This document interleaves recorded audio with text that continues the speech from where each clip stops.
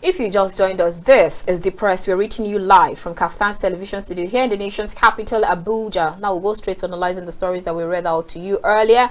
And we have got Stephen Adewale, who is a public affairs analyst. Great to have you on the show today. Thank you for having me. Thanks for joining us. Good morning. Welcome. Good morning to you too. All right, so viewers, our phone lines are open. You can call in to make your contributions, ask your questions. But like I said, 1 minute, that's 60 seconds to every caller. And remember to tone down the volume of your TV set or move far away from it so we can hear ourselves. Okay, quite a number of stories that we can analyze, but we'll see how we can manage the next 14 minutes. But we'll start with the Punch. In fact, all the whole stories, headline has the same story talking about the NLC strike.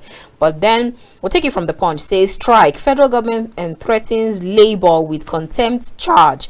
NLC adamant. And the writer says nationwide strike indefinite. NLC boast. Federal government fumes. Says labor disobeys court order. NLC and TUC write ASUU electricity unions demand compliance, justice for Ajaero. Now I will bring that question to you. Justice for Ajaero, and then they say they're going on a nationwide strike, which will definitely ground the whole nation. If they're calling on the electricity companies, the electricity union, ASUU, and other unions to join forces in this strike, we already understand how much it will affect the whole country. But then on the flip side, the aviation sector decided they're not going to join party to it. But let's start in that regard, saying that they're going on this strike to demand justice for the president who was beaten blue and black when he went to Imo State. What are your thoughts on this?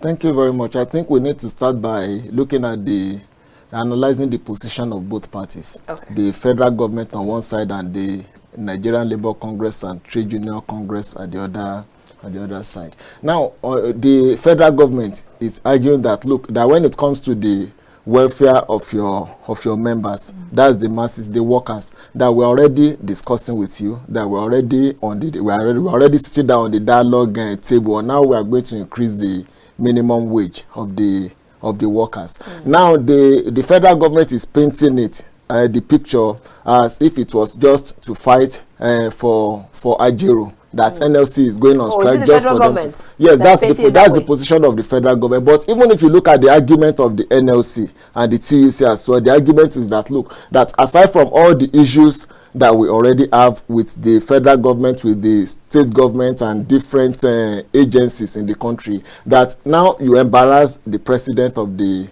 NLC. Now, in an ordinary situation, the president of NLC is even more powerful than the president of a country, because the president of the NLC is more or less like the president of the masses. Okay. There was a time in this country that if the NLC president sneezed, the entire country will catch the cold. Between 1999 and 2007, we all witnessed how Adams Oshiomhole held the government of the federal government and different state governments hostage. But unfortunately, what we are witnessing now, we can rightly say that NLC saw it coming, because people who are ardent observers of NLC activities had been shouting for over the years that, look, that the direction NLC is going, that time will come that nobody will even take them serious. Now, this position of the federal government could come up with this position because now they discover that NLC and TUC, they are no longer as formidable as they used to be. Beginning from the time, in fact, even when Ibrahim Homer took over from Adams Oshiomhole himself later came and even accused him of involving a bread and butter activism, and advised and admonished his successor in the person of Ayuba Waba at that time not to follow that path. But unfortunately, the same Ayuba Waba did the same thing between 2011 and between 2015. Let's never go to 2011. Between 2015 and 2021, the NLC and TUC announced that they were going on strike more than about 38 times, and each of those occasions people will be ready. Many of them were willing to join that agitation, but few minutes to the D-Day, you realize that NLC will shoot their sword, and without any clear explanation whatsoever. So you don't take people for granted over the years, and you now expect them to stand by you when you really need them. Now, all these mistakes that have been made, these errors that have been committed by NLC and TUC over time is what is haunting them, and it's not really going to help the NLC, because now there are a lot of other sisters organizations that have told NLC that look, that we are not going to participate, and in the time past it was not always like that. Whenever NLC is going on strike, there must be a massive there must be a general deliberation. You must carry every sister agency along. You are not just going, if it was before that, if something like this could not have happened during the time of Oshiomhole or during the time of previous NLC presidents who were there before Oshiomhole, but it's as a result of how NLC leadership had presented themselves before the federal government and even before the masses. That's why people don't even care of whatever happens to them. They just, okay, after all, it's just bread and butter. Okay, so sorry, I have to butt in there, because I remember having or watching a particular media interview that was conducted, and then Barrister Adewale was the guest on the show, and I recall him. He was a guest, and also you had the TUC president, that's Festus Osifo, who was also a guest, and he accused him blatantly on air, telling him that the trade unionists we have now, those are at the hem of affair that you have now, that they have their hands in the cookie jar, that they're complicit, and they have corruption cases and all that. They've always gone to the back to get monies and all. But then the TUC president asked him to apologize publicly, because that was wrong and he should take his words back. But then, even before and after then, we've always seen so many analysts come back to the studio to tell us how much the NLC and the TUC, they're always there's this loggerhead between the both of them, and you just begin to wonder what exactly is happening between even these two, not even to talk of the other sister agencies behind them. So is it that I recall during the fuel subsidy, when the TUC president came out to say that they're not joining the NLC for that strike, and you just wonder, okay, what is happening? Is there a battle between these two heads before you now go down to other sister agencies? So is it a problem with the heads, the leadership, before it now trickles down to other agencies? Yes, let me start with the statement with what happened on Channel TV. Now, if the TUC president is demanding for open apology, then I think they should start with somebody like Adams Oshiomhole, like I said, who openly accused them of involving in bread and butter activism. So until date, none of them has come out to even dispute that claim. And there are a lot of other individuals who had been involved in NLC and TUC activities over the years that also come out to even accuse the leadership of the NLC and TUC of sleeping on the same side of the bed with the federal government and different and state government at different levels. So now that's by the way. Now when you now look at the NLC and TUC over time, it has always been that people... Kindly hold your thought. Let's quickly take this call. We'll go ahead. Hello, good morning. Hello, good morning. Good morning, sir. How was your night? Very well, thank you. Chief Ajaero calling us from Kaduna. Go ahead. Yeah. Let me quickly go to federal government threatening labor. You see, Thomas Jefferson one time said, I quote, "When injustice becomes a law, resistance becomes eminent." You see, it is rather unfortunate what actually happened to the NLC president. And it is a national disgrace to this country. Up till now, the federal government nor the state government has not rendered any apology. There have not been any strong word coming from the government. And you think that the NLC will be happy if it had been one of the government functionaries, maybe a commissioner or a minister who was maltreated in that way. I am telling you, they will have fished out whoever brutalized the NLC president. It's unfortunate, and Bola Tinubu should not sit down and witness this type of a thing. He should know that it is a national disgrace for this country, for us to be experiencing this type of thing. Then let me quickly go to off-season election. Okay. You see, the off-season election, in my own view, I call it African magic. African magic. Interesting. An all-season election, which we are now witnessing results being written before election. Is it not a disgrace? Yar'Adua came on board, he discovered the electoral process that it was fraud. And what did he do? He said he was going to reform the electoral process. I expected Tinubu to have spoken about that atrocities being committed, writing results before the election. Right. But he kept quiet. Instead, he now went ahead and he was congratulating them on what they have done. Congratulating them on the disgrace, congratulating them on putting Nigeria in a bad shape, in a very bad map. That is unfortunate for this country. That's how we are going to move this country forward. No, we should stand up.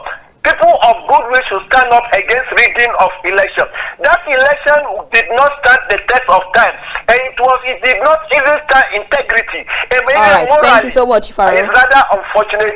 God bless our country. God bless Nigeria. Ifaro, calling us from Kaduna. Thank you so much. Please land on your thoughts. Yes, thank you. So now, if you look at the leadership of NLC and TUC over the years, you discover that the leadership of TUC, they have always been at the loggerhead with the leadership of the NLC. But if you look at the structure, TUC is a bit subservient in structure to NLC. But the leadership of TUC, they have always been are they a bit subservient to the? Yes, they are in terms of structure, because NLC is the general umbrella for the organized and even unorganized labor. But for TUC is more or less the leadership of the organized labor. So that is why the NLC is more or less like a general umbrella. So, but the leadership of TUC over time, they've always been referred to as reactionary leadership, whereby they see them as people who don't have the political boldness or the political will to confront the government. While the leadership of NLC has always been the one, they are more conservative, so they are the ones that have always been at the forefront of fighting, more progressive in nature rather. So now, but what now made TUC to become what embodied TUC leadership over time is because now since 2007 NLC begin to have started having leadership or as a president that could not follow the legacy or could not build on the legacy that had been laid by their predecessors. So that is the problem that we have now. That's why you see a situation where NLC want to go on strike, TUC will tell them that no, that we are not ready. But now when it comes to how the whole thing degenerates to this level, both the leadership of NLC and the TUC, they are complicit. It is just like our politicians. You know, politicians from different political parties, there are things that actually bond them together. You see the National Assembly, for example, keep shouting, while APC collect are saying that we are going to collect the 160 million naira SUV, SDP saying we are going to collect, Labour Party saying no, we are not going to reject. So there are things that actually join. So the same thing is what is happening between NLC and TUC. People don't really respect them again because they actually push themselves to that level. Now the entire country has more or less like walk away from them. So the whole thing is quite unfortunate, and it started with the involvement in political activities. There was a time in this country that people were agitating that look, that with the massive support that NLC used to enjoy, that it was high time NLC started a political party. At that time, late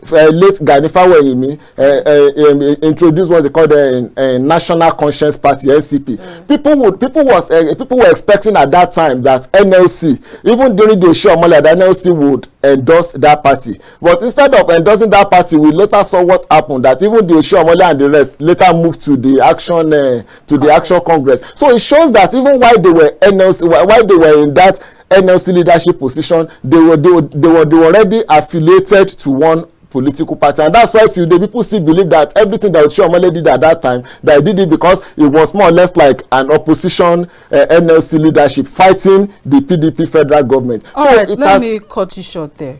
Yeah, still on this strike saga, the NLC and TUC said it's going to be an indefinite strike. Now you and I know what indefinite means, and which means that the economy is going to be crippled. It's going to affect the masses.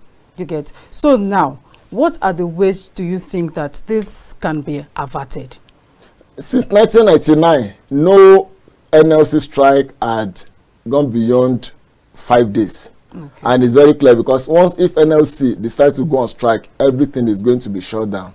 all the agencies, it means that even the daily revenue being generated by Nigeria is not going to be forthcoming. So exactly, so we are not going, even not, that's not even on the side of the masses, even the urgent TUC on the side of the federal government is also going to be affected as well.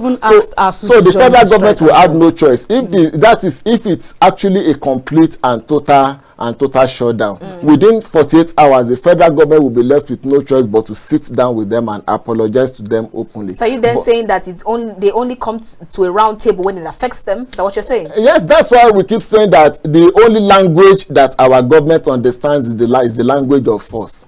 So over time, government have shown that if you sit down with them to reason with them in a reasonable way, that they are not going to listen to you. And that's why most of the achievements that have been recorded by Labour since between 1999 and 2015, it has always been, they have always gotten that true force.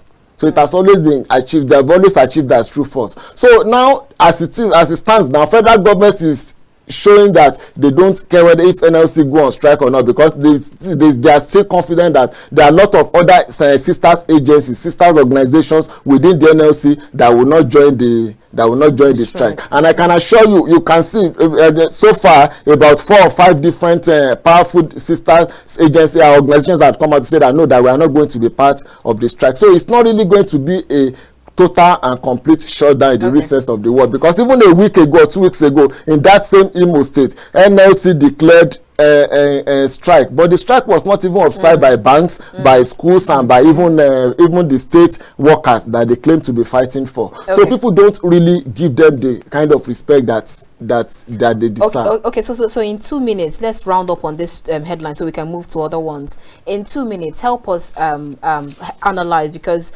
now you have them saying that they would bring in other sister agencies, but then some other sister agencies say they will not go ahead with them, like the aviation sector.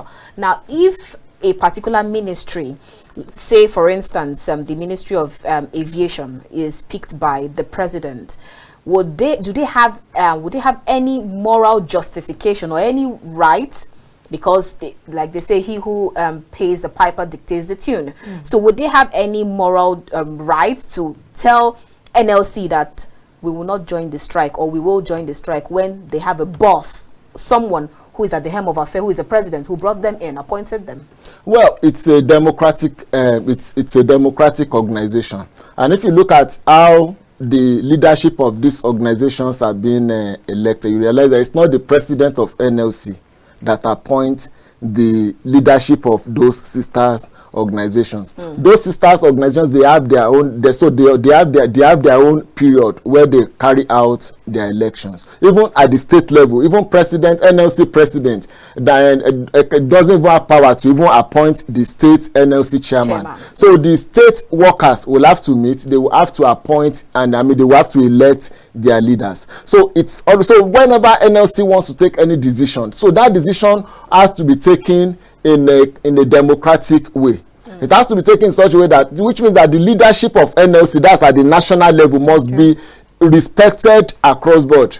If it's not respected, that which is just as what we are witnessing now, if it's not respected, and if they don't believe that this person is actually fighting for their interest, or probably many of them too, because at the state level we've seen situation whereby most of the state governors influence who emerge as the leaders of NLC at the state level. That's why you don't see them at the state level fighting their state government, and they always wait for the federal government, for the NLC at the national level to come to their aid. So in a situation like that, so people at the state levels, they will be, especially those leadership who have already compromised with the governors, definitely they are going to be emboldened to say no, that we are not going to join this strike. That's what we are seeing in Lagos, for example. It's possible for a minister of Labour to say my people will not join the strike. No, Minister of Labour cannot really say that, because Minister of Labour is not even controlling any of those agencies, but they can use the state governors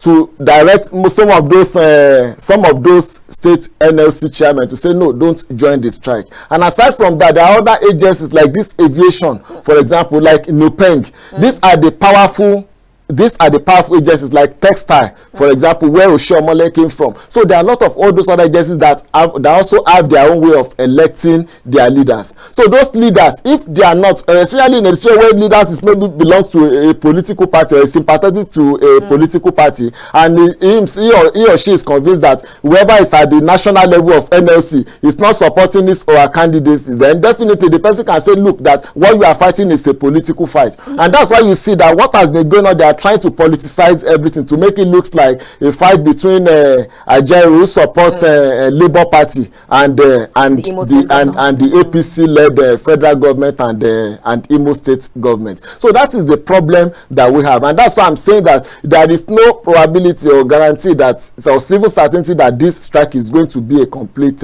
shutdown, because I can assure within the next 40, even now, a lot of states are already gobbling, state leadership, and within the next 48 hours, we'll see the direction that is going to take. But I'm optimistic that within 48 hours, if it's actually a complete shutdown, federal government will be left with no other choice but to dialogue with them and to apologize openly. All right, then let's move straight to other stories as we move to the off-cycle elections. I'm sure you must have been following the developments with regards to all that happened last weekend, where KAFTAN TV actually brought live broadcasts. But now let's talk about that election. I've heard some people come out to say it's Chief Ajaero from Kaduna just said that that's just a show of shame, that's not an election.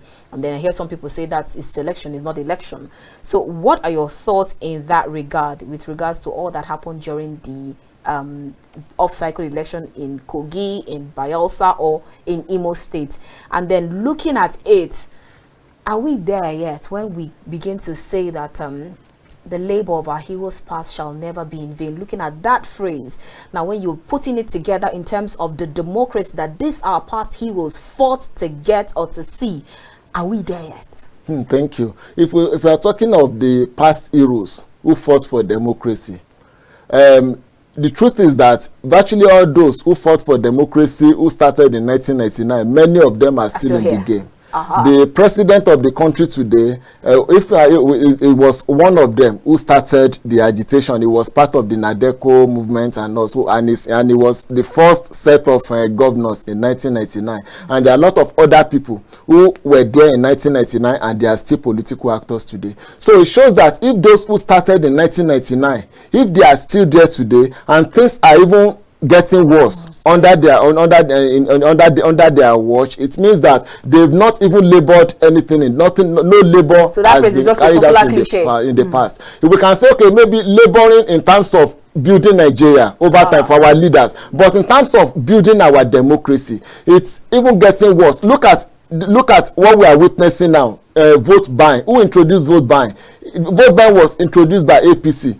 Before now, there was nothing like that. Are you saying APC introduced vote buying? Yes, APC. So down them. APC introduced vote buying because the vote buying policy started in Ondo State. During this off-cycle election, the one that took place in Ondo State in 2017, that was when this issue of vote buying started, and they doubled down. Now it has become a general phenomenon. So if people who started are still there and it's getting worse, we knew what happened during Goodluck Jonathan era. Goodluck Jonathan was the president of the country, and election took place in Osun. Election took place even in Ondo State. Election took place in this same in this same Bayelsa. Election took place in this same Kogi, and we all witnessed what happened, and everything was free and fair. In fact, even at that time, opposition parties was able to extend their jurisdiction to other states where they were not in control before. But now, since 2015, the whole thing has turned upside down. So our leaders have not really done enough. And when you look at the election that just took place, I wasn't really expecting any magic, because there is a saying that how the evening is going to look by morning. When you wake up in the morning, you would have started seeing some signs. And few days to that election, there was nothing to show that to convince people that look that things are going to be different from how it used to be in the time past. Now in this same studio we're talking. There was time we're analyzing the statement made by INEC chairman, where they said all the results are going to be uploaded on IREV immediately after even right from the collation, right from the accreditation point. But we also what happened, and we said it at that time that look, that it's better for INEC not to promise what they cannot deliver, because we said it at that time that in a country where we have only about 80% broadband capacity, so it shows that it's going to be extremely difficult for you to say you are going to upload something in a remote part of Bayelsa or in a remote village in Kogi, and immediately people will see it up there. So you tend to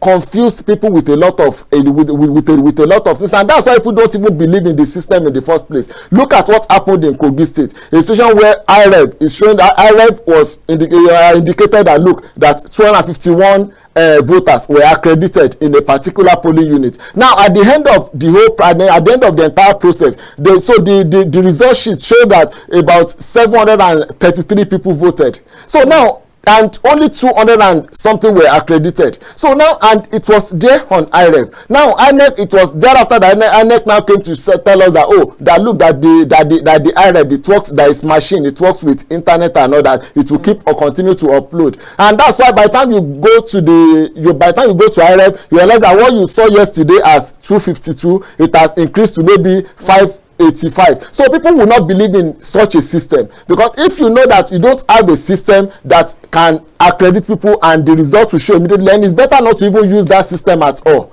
How will you use the system that will tell you that we accredited 252, and at the end of the day you are telling us that the result will only, that the remaining number of accredited voters will only reflect 3 or 4 days after the election? So what's the guarantee that somebody somewhere had not gone to influence whatever figure that is going to be added to that machine? So we have a lot of problem in the country. Okay, and all right, so sorry I had to butt in again. So but then in that regard, trying to manage our time, would you actually say that the electoral umpire delivered? I'm going to ask you 3 questions and I'd like you to unbundle them in one breath in the next 2 minutes. Would you say that the electoral umpire delivered? Have they learned their lesson from all that happened during the general elections? Did they deliver during this off-cycle election? That's one on the side. Secondly, I had a conversation with Barrister Solomon Dalong, and he categorically stated that politicians should no longer go to campaign again. If you want to campaign, take your campaign to INEC office,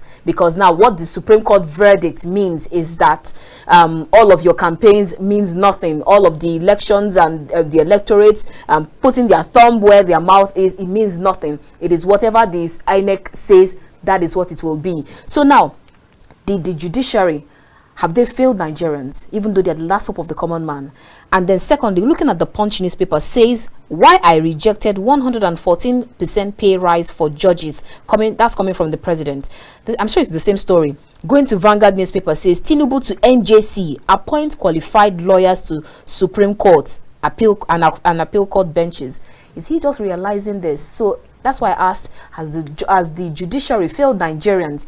That's 2 on the side. And then thirdly, in all that happened, has also our professors, those who are sent to different collation centers, have they also failed Nigerians? Okay, thank you. Virtually all our leaders, all the sectors that we have in the country has failed the country. Let's start with INEC. If you look at what happened in these 3 elections, INEC, there's nothing to show that INEC learned any lesson in the past. Now, between 1999 and 2019, no single person, no single INEC staff has been successfully prosecuted, especially those that were caught involving in one electoral malpractice or the other. Now, but you have the case of the Akwa Ibom professor at some point. The professor in Akwa. Now, where is the professor today? Because at the end of the day, if you sit down and look at the verdict, which was eventually given, the sentence, okay, you have to pay the fine and all that. So it's not really a way. We are talking of the people. Look at what happened in Ogori Magongo in Kogi. Now, INEC was the one who was the one who distributed these electoral materials. Now your staff brought electoral materials to polling units. Now by the time they got there, they opened, they realized that virtually all the electoral materials were already filled, and everything was in favor of the ruling of a certain political party, which happens to be the ruling party in Kogi State. So who were the people that did that? One would have expected an agency that really wants to correct wrong impression, which Nigerians already had in mind against them, to quickly switch into action. So your wrong impression has not been corrected? It has not been corrected. Even the general masses go on Twitter, but we realize that INEC has not really done anything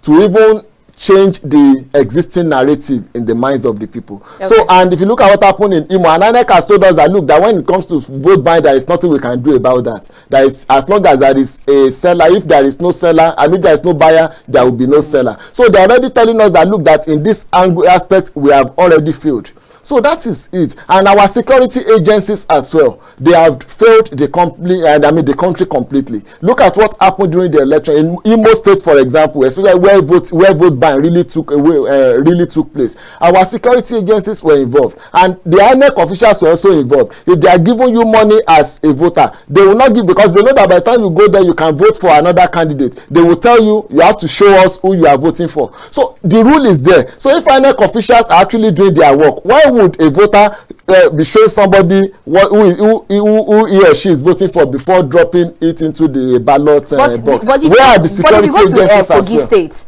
the governorship candidate of SDP also showed his own ballot paper, which is all shades of wrong. The same thing that happened during the general election. It's not even only it's not only happening in Kogi. Everywhere it has been happening. During Buhari, President Buhari, yes, he came openly displaced his own the person that he voted for, to show that, I actually voted for APC. So the lawlessness is across board, and that's what I keep saying, that INEC is the one who ought to uphold that those constitutional rules, but now they failed to do that. So now they failed us completely. Now when you now look at the judiciary has also failed the country. And aside from INEC, look at what is happening with NLC, with the National Industrial Court. If you are telling NLC not to go on strike, this will not be the first time. This will be the third time within the last in the space of 6 months that National Industrial Court had come and said, oh, NLC, don't go on strike.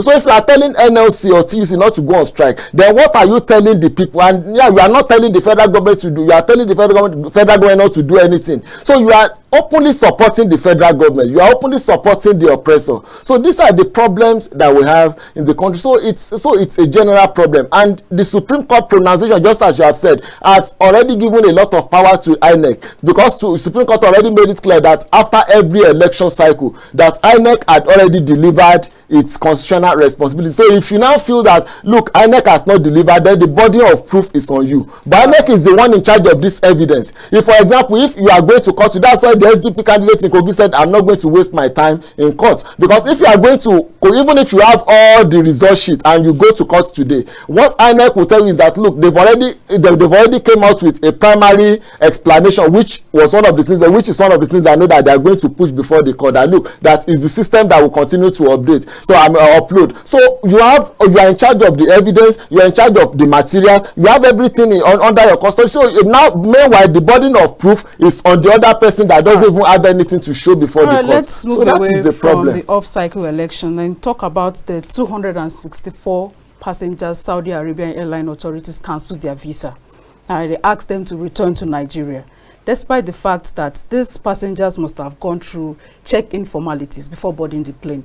So I'm asking, what must have prompted this decision from the Arabian authorities? Thank you. They also have the president who has actually traveled there to have some bilateral arrangements. Exactly.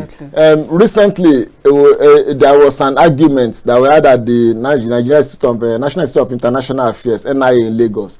We made it clear at that time that, look, all this, our bilateral relationship with all these countries, with China, with Russia, with Turkey, with Saudi Arabia and all that, most of these things, that we have to make sure that we defend that we defend our own territory, that we defend our interests. Don't say that there is no free lunch in international system. If you are sitting down with any of the countries, they are sitting down with you because of what they are going to benefit and what they are going to gain from you. And we know we live in a country where we have the necessary population for all these countries to generate a lot of revenues. Yeah. And in the case of Saudi Arabia and Nigeria, what is happening there is just an aviation politics, because Saudi Air has been making a lot of money in Nigeria over the years, because that has been the only airline, and it's one of the it's a national carrier recognized by Saudi Arabia, and they have been generating a lot of money especially from those that Nigeria over the years. Now you now have another airline that wants to compete, that is entering into that same business and wants to compete with Saudi Air. And in the last 3 weeks, the evidence already showed that now people are now running to the side of this of the Nigerian airline, that's Air Peace, because now theirs is cheaper compared to Saudi Air. And aside from that, it would have been another opportunity for our government to even generate more revenue and to also save forex, because now instead of buying tickets in dollar from Saudi Air, now we have to pay in naira to Air Peace. And that's one of the things our government has been saying, and even people who are advisors of the government have been advising that, look, that we have to cut down how we get involved in the spending of foreign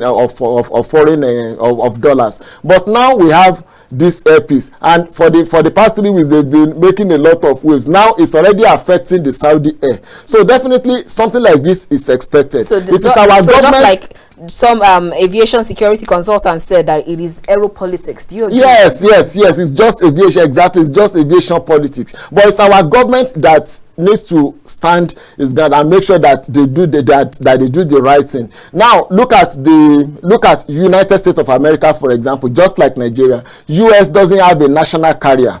Saudi Arabia has, that's Saudi Air. Then we have Turkish Air. We have a lot of other countries that have national carrier. But in the case of Nigeria, we also do not have, especially since the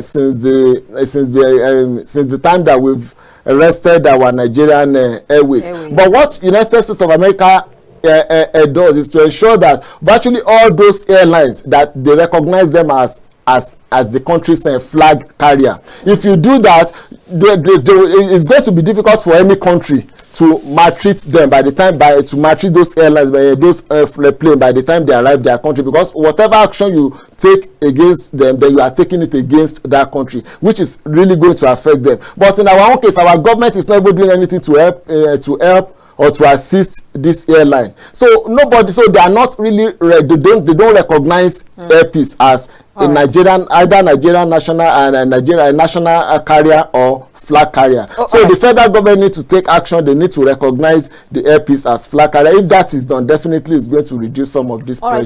So I just recalled when we had that Virgin Nigeria, Virgin Atlantic, and then before they left Nigeria at some point, where you had the CEO, I think that was Richard Branson, who came out to say that Nigeria and Nigerian politicians they know how to frustrate entrepreneurs. So are you seeing this as one way, before you know it, they will start frustrating even our Nigerian airline operators? Over time, there are a lot of accusations flying around that we don't really have any credible evidence to prove that they're actually correct. But if you look at the body language of our politicians, especially those who have been in the position of authorities at the national level, over time, you discover that they tend to favor some of these, not even only airlines, some of these organizations who are from the foreign land. Because of the people tend to say that it's because of some other backdoor agreement. And that's why over time, many of them will not even allow our local industry, our local entrepreneurs to thrive. So, but in the case of this Air Peace now, this is not the time to say that we want to encourage any foreign industry, because now we need to make sure that our people do not spend money recklessly, and we need to reduce the amount of the amount of dollar that our people spend. So if we are going to do that, then our government needs to make sure that at least they need to do this right, because it's not just about Saudi Arabia. If APC is successful today, definitely there will be some other investors that will also be encouraged to come into the industry. And in those with time, you will see where we will be going. We have to be traveling to maybe US, Canada, UK, everywhere with naira. You won't have to start exchanging it. I'm sure we can't wait to have that happen. So let's talk about the withdrawal of 100,000 policemen from VIPs by the federal government. Now, I'm sure there is a reason behind this, new policy, because initially these policemen are being attached to VIPs, but now the federal government has withdrawn over 100,000 policemen from these VIPs. What's your take on this? What's your opinion? All right, before you take that one, we have only 1 minute for you to answer. Still on the Vanguard, on that same around that same story, or on insecurity, says you have done well. Ribadu tells CDS, that's the Chief of Defense Staff and Service Chiefs, and I'm sure he's referring to these fresh ones. And I'm just wondering, in just how many days or months we're already giving accolades. So I'd like you to merge them together in 1 minute. First, in the last 3 years, the federal government and even the IGs, the past IGs, that come out to say we are withdrawing police officers from VIPs. Yeah. So it is no longer news. If you are looking, so it's more or less like even our government, they don't have. That's why it means once they make any declaration, they don't even follow. Are you saying you're not optimistic? I'm not optimistic, because even the number of police officers we have, they are not even enough to even police the country. In a country of over 200 million, and you are having a police force with the strength of about 470,000. So definitely it's not even enough. So we all know that. That's why a lot of people keep agitating for the introduction of community policing. So people don't really believe in them. So if 100,000 is already guiding VIP, so that tells you that the remaining, and don't forget that the remaining 370, many of them are not even in so they are not even guiding watching over the masses. Many of them are also at airports, at different agencies and different organizations. So at the end of the day, the people that we even have policing the entire country, they are not in the manner, they are not even up to 200,000. So it's not really new. So I don't want us to waste our time on that. Then on the CDS, whatever Ribadu is saying now, I think I'm not really going to take him serious, because the same Ribadu came out and said, that Tinubu inherited empty treasury. So if as NIS leader, if you are coming out and say, okay, why don't you come present the evidence? So who are the people that handed over? We all know them. So we know that they are the same APC people, and many of them are even still in power. So why are you not prosecuting them? So these are the problems that we say it's a major problem. Thank you so much, Stephen Adewale, Public Affairs Analyst. Always a pleasure having this talk with you. Thank you for having me. All right, viewers, that's where we anchor. Thank you so much for tuning in. We'll see you again tomorrow. My name is Annabel Orji. Good morning.